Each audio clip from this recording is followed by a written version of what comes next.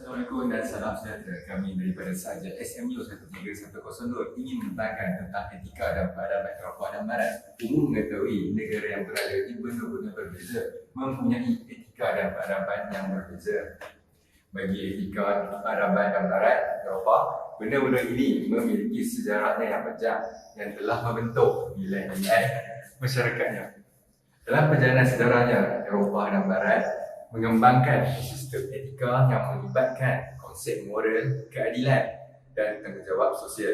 Nilai-nilai ini menciptakan dasar bagi perkembangan budaya dan peradaban. Nilai-nilai ini juga memainkan peranan penting dalam pembentukan norma-norma yang telah mencorakkan perilaku individu dan masyarakat secara luas. Mari kita memahami dan mendalami lebih lanjut bagaimana etika dan peradaban telah bentuk dan mempengaruhi kehidupan seharian kita. Definisi etika dari perspektif Barat, etika dinilai dan dikaitkan dengan kebenaran, adat istiadat dan bukan aspek lain. Dari segi Yunani atau moral, iaitu Latin, ialah hukum, adat resam, adat tradisi, budi pekerti. Dari istilah lain, suatu kajian bersifat falsafah terhadap moral. Falsafah dari segi falsafah pula berfikir tentang apa yang dikatakan baik atau jahat, benar atau salah, dan tanggungjawab dan duti tentang apa yang patut dilakukan dan sebagainya. Definisi dari peradaban pula, peradaban Barat adalah diasal daripada kerja-kerja konflik komplot masyarakat mencipta kerukunan dan ketenangan untuk kepentingan konflik.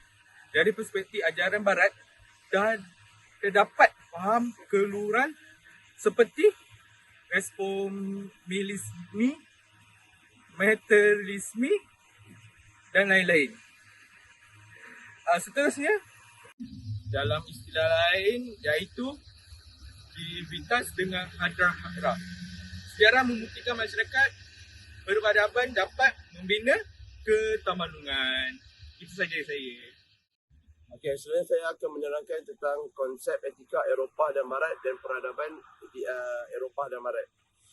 Konsep etika daripada pandangan Eropah dipengaruhi oleh falsafah Yunani dan Romawi. Dia daripada segi falsafah Yunani kuno dipengaruhi daripada Plato, Aristotle dan falsafah lain yang memberikan kontribusi besar terhadap pemikiran etika mereka. Seterusnya, agama Kristian juga adalah salah satu konsep etika Eropah. Agama Kristian merupakan bentuk Katolik dan Protestan, memainkan peranan penting dalam membentuk kerangka etika di Eropah dan konsep morality Kristian seperti 10 perintah yang memiliki 4 besar. Seterusnya, konsep etika daripada Barat juga dipengaruhi oleh Yunani dan Romawi. Eropah secara umum, ketika etika Barat juga dipengaruhi oleh pemikiran falsafah Yunani dan Romawi juga. Seterusnya, ia mempunyai konsep etika Barat individualism, iaitu sering menekankan nilai individualisme, hak peribadi dan kebebasan individu. Ini tercermin dalam pemikiran liberal dan konsep hak asasi manusia. Okey, seterusnya poin peradaban Eropah dan Barat. Daripada segi Eropah pula, dia mempunyai asal-usul kuno, memiliki akar sejarah yang panjang termasuk peradaban Yunani yang kuno dan Romawi. Jadi ini menyumbang banyak pada perkembangan seni, falsafah, politik dan hukum yang membentuk fondasi peradaban Eropah. Seterusnya, adab pertengahan melihat perkembangan peradaban Eropah melalui period feudalism, gereja Katolik dan kemajuan di bidang ilmu, pengetahuan dan seni. Daripada segi peradaban Barat pula, pengaruh Eropah di dunia seringkali digunakan untuk merujuk peradaban Eropah dan pengaruh di seluruh dunia, terutama melalui kolonialisme dan imperialisme pada abad-abad terakhir.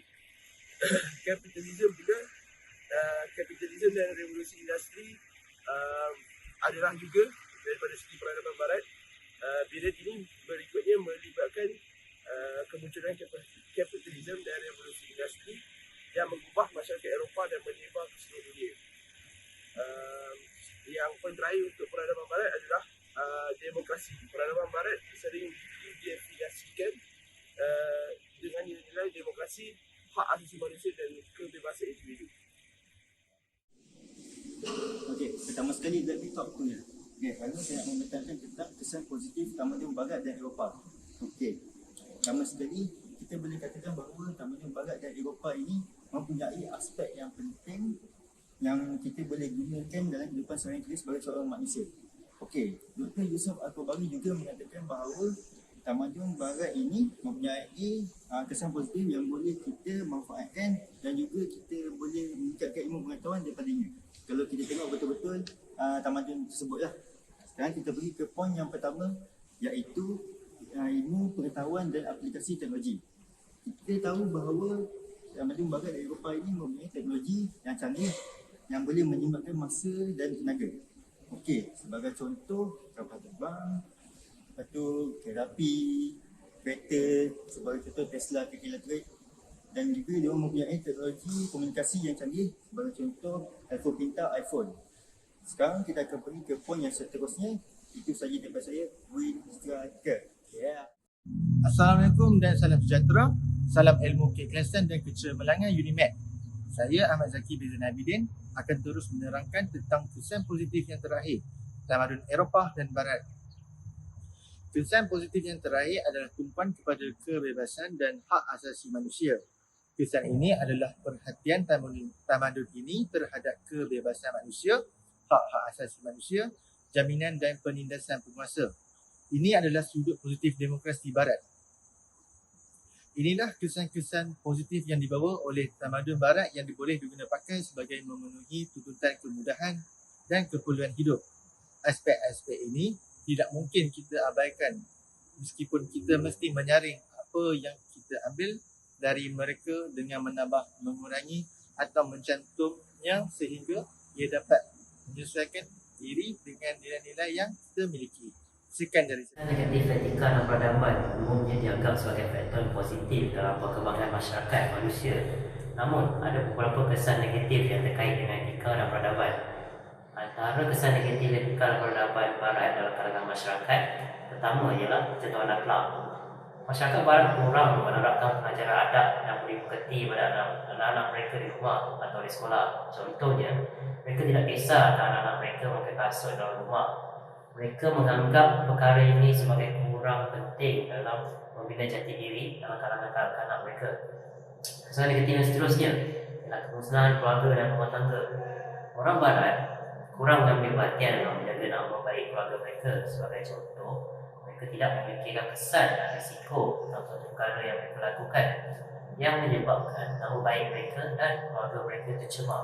Ini bertentangan dengan adab dan budaya kita sebagai orang Malaysia yang menjaga nama baik keluarga kita dalam apa-apa perkara yang kita buat dan usahakan agar tidak menjatuhkan maruah dan mengecewakan keluarga kita. Seterusnya adalah kegelisahan jiwa, iaitu rasa gelisah boleh diterangkan sebagai rasa tidak senang atau ketakutan yang boleh menyebabkan beberapa reaksi fizikal. Antara reaksi fizikal yang boleh berlaku akibat kegelisahan ialah pening kepala, rasa berdebar, berpeluh-peluh dan juga sesak nafas. Okey, yang kedua adalah keceluran akal. Keceluran akal ini boleh didefinisikan sebagai seseorang manusia tidak boleh membuat keputusan dengan baik dan tepat. Okey, dan akhir sekali adalah jenayah dan ketakutan. Ini boleh juga dimaksudkan orang ramai menjadi takut disebabkan oleh jenayah seperti merompak, merogol, mencuri dan sebagainya. Oleh itu, masyarakat sekeliling menjadi takut dan resah untuk melakukan rutin harian mereka di luar kawasan. Assalamualaikum dan salam sejahtera. Pengaruh Barat, apakah itu pengaruh Barat? Pengaruh Barat ialah apabila kuasa Eropah yang menjajah di sebuah negara dan melakukan satu pengaruh, iaitu mereka, salah satu contohnya ialah mereka telah melakukan penyebaran tentang agama Kristian. Mereka ini telah menyebarkan agama Kristian secara besar-besaran dan menyebabkan sistem perkahwinan campur kerana agama Kristian membenarkan perkahwinan pencampuran, iaitu perkahwinan pencampuran ialah perkahwinan yang tanpa sepadan. agama yang bukan Kristian dan Kristian boleh kahwin. Kalau nak dibandingkan dengan Islam, agama Islam nak kahwin dengan agama bukan Islam, mereka perlu masuk Islam dulu baru boleh kahwin. Macam tu. Jadi Kristian, pengaruh barat ini telah menyebabkan banyak bangsa dan agama yang berlainan yang bercampur. Disebabkan perkahwinan campur ini menyebabkan banyak bangsa yang ada pada time itu. Contohnya seperti Kristian, Islam dan Ortodok, Buddhis, Japanese, African dan lain-lain lagi. Dan ini menyebabkan banyak bangsa yang ada banyak bangsa dan agama pada satu negara itu. Okey, kesimpulannya, etika dan peradaban merupakan dua aspek penting yang mencorang kehidupan dan kesejahteraan masyarakat. Manusia sebagai makhluk sosial memerlukan kedua-dua aspek tersebut sebagai pegangan bagi membentuk tingkah laku dan sistem sosial yang seimbang dan berkesan. Sejarah etika dan peradaban dunia telah melalui pelbagai perubahan dan fasa getir akibat perkembangan landscape, keilmuan, gerakan pembaharuan, penjajahan media dan fizikal dengan luas. Selagi perbahasannya berada dalam kerangka pemikiran manusia yang tidak mengabaikan peranan agama dan kepercayaan, maka ia akan terus berperanan dengan seimbang bagi memenuhi tuntutan manusia mengharungi masa depan yang sukar, diduga dan penuh mencabar. Itu saja dari kami. Sekian. Terima kasih.